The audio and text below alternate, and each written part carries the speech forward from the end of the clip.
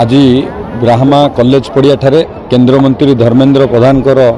निर्वाचन सभा अनुष्ठित होता आप देखुवे कौ भाव में लोक मैंने स्वतःपूत भाव हजार हजार संख्या एटी एकत्रित होते आमर प्रिय नेता केंद्र मंत्री धर्मेंद्र प्रधान निर्वाचन सभार एवं सी आज सभार आम पारादीप निर्वाचन मंडल समस्त जनसाधारण को निर्वाचन परिप्रेक्षी में उद्बोधन देले आप देखुवे जो भाव में समागम लोक मानकर उत्साह लोक मानकर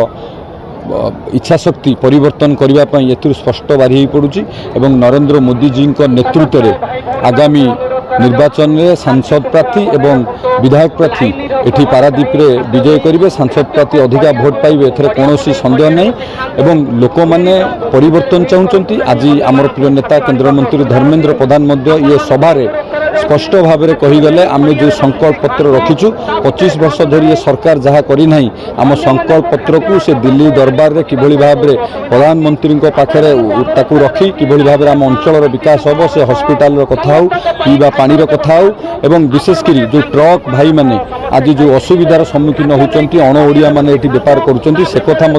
सी वक्तव्य दृढ़ोक्ति प्रकाश कले परिवर्तन हेले एटी व्यवस्था परिवर्तन हम नचेत आज लोक मैंने जो असुविधार भोगुंट एमती असुविधार सम्मुखीन होते तो पारादीप लोक परिवर्तन हुआ निश्चिंत परिवर्तन हम।